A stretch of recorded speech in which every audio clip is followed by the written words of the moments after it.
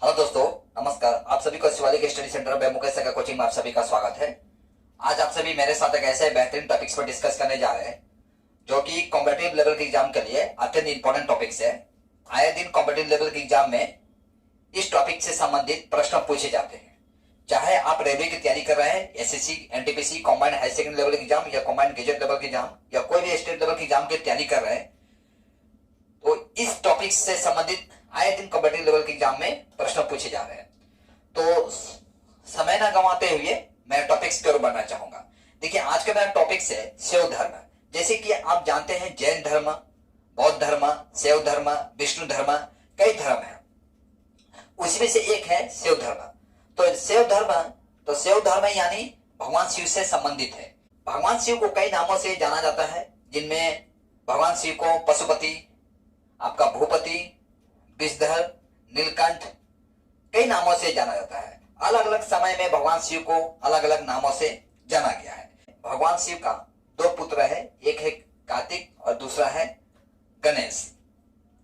कार्तिक जो है देवताओं का सेनापति कहा जाता है और इनका जो वाहन है मयूर है और इनका निवास स्थान जो है कदम का वृक्ष है। वहीं गणेश जो है, गणेश का वाहन जो है मूषक है और गणेश भगवान जो है, इन्हें ज्ञान का देवता कहा जाता है, मंदिरों का देवता कहा जाता है, विघ्न हंता कहा जाता है, यानी दुखों को हरने वाले देव है। शैव धर्म यानी भगवान शिव से संबंधित है। शिव को मानने वाले जो लोग थे उन्हें शैव कहा जाता है। वही शिव से संबंधित जो धर्म है उसे शैव धर्म कहा गया है। देखिए, लिंग जो है यानी भगवान शिव की जो लिंग की जो पूजा होती है, इसका पुरातात्विक साक्ष्य प्रमाण जो है हमें हड़प्पा सभ्यता से प्राप्त होता है। तो देखिए, हड़प्पा सभ्यता में ही एक मोहनजोदड़ो एक शहर था जिसे कि मृतकों का टीला कहा जाता है। परीक्षा में पूछा जाता है मृतकों का टीला किसे कहा जाता है, तो मोहनजोदड़ो का होगा। मोहनजोदड़ो में ही भगवान शिव का साक्षात प्रमाण मिला है। भगवान शिव यानी भगवान शिव का जो नटराज की प्रतिमा है वो आपका मोहनजोदड़ो से प्राप्त हुआ है। तो देखिए, भगवान शिव को कई नामों से जानते हैं, अलग अलग समय में अलग अलग नाम से भी जाना गया है। जैसे कि आप जानते हैं कि हमारा जो वेद है, वेद मूल रूप से 4 है, ऋग्वेद, यजुर्वेद, सामवेद और अथर्ववेद। सबसे पुराना यदि वेद कहा जाए तो वो ऋग्वेद है और पुराण जो है हमारा 18 पुराण है। 18 पुराणों में से सबसे पुराना पुराण कहा जाए तो मत्स्य पुराण है। तो मत्स्य पुराण में भी आपका भगवान शिव का पूजा याचना का साक्षात प्रमाण प्राप्त होता है।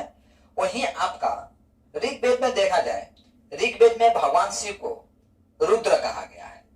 वहीं अर्थवेद में चला जाए तो अर्थवेद में भगवान शिव को आपका पशुपति, भूपति, सर्व, भव के नाम से जाना जाता है। देखिए, ये परीक्षा में यहां से प्रश्न पूछे जाते हैं कि ऋग्वेद में भगवान शिव को किस नाम से जाना जाता है। ऋग्वेद में भगवान शिव को रुद्र के नाम से जाना जाता है। वहीं अर्थवेद में आपका भगवान शिव को भूपति,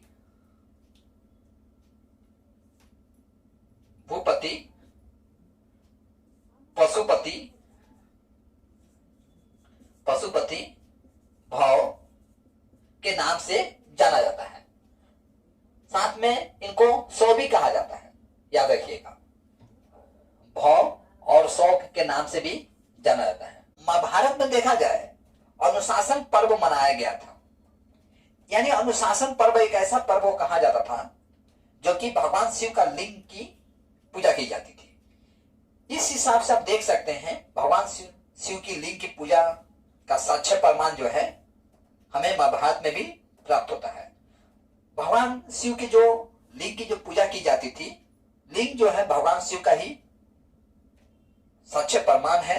भगवान शिव को जो पूजा याचना करते थे, उनकी भक्तों को, उनके अनुयायियों को 4 संप्रदाय में बांट दिया गया है।